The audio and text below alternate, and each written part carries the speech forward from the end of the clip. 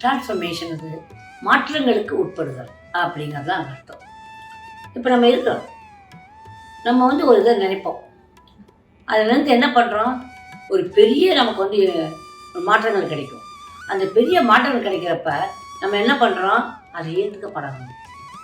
இந்த மாற்றம் எங்கேருந்து கிடைக்கும் அப்படின்னா, உங்கள் சக்தி கூடுறப்ப, உங்கள் நெகட்டிவ் தாட்ஸ் போகிறப்ப, உங்களுக்கு வேண்டாது என்னங்க, என்னால் முடியாதுங்க, அது குமாங்க நடக்குமா முடியுமா, இந்த குமா இல்லாமல் கும் அப்படின்னு ஆடிக்கன்னு நினச்சிட்டிங்கன்னா நீங்கள் டிரான்ஸ்ஃபர்மேஷன் ஆகிட்டீங்கன்னு அர்த்தம். புரிஞ்சுதா? அண்ட் ஆல்சோ எது இல்லை என்று நினைக்கிறீங்களோ அதெல்லாம் இருக்குன்னு இருக்கும். புரிஞ்சுதா?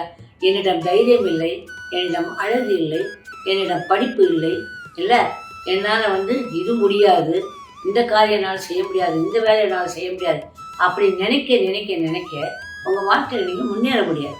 அப்போ முன்னேறணும், அப்போ என்ன ஆகணும், டிரான்ஸ்ஃபர்மேஷன் நமக்கு வரணும். இதிலிருந்தெல்லாம் ஆப்போசிட்டாக நீங்கள் நினைக்க ஆரம்பிக்கணும். நான் அடி கும் அப்படின்னு அடிப்பேன், இல்லை என்னால் முடியாத ஒன்றுமே கிடையாதுப்பா, என்ன நீங்கள் ஒரு அப்படின்னு ஒரு துண்டை கொஞ்சம் என்னை பேச சொன்னீங்கன்னா என்னவா பேசுவேன். எஸ், அது என்னுடைய பலம். புரியுதா? இதே நான் எழுதி கொடுத்து வசனம் பேசுவேன், நான் பட்டது அதிகம் இல்லை.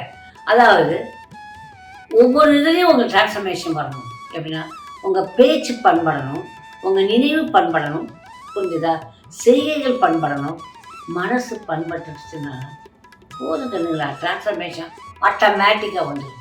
ஓகே, அதுக்கு தான் ஒரு ஏஞ்சல், உங்களுக்கு ஒரு மந்திரம், திரும்ப அதே சொல்கிறேன், உங்களுக்கு ஒரு முத்திரை இல்லாமல் ஒரு உங்களுக்கு கல், அதுக்கப்புறம் என்னென்னா பாஸ்வேர்ட் எல்லாம் கொடுத்துருக்காங்க. ஓகே.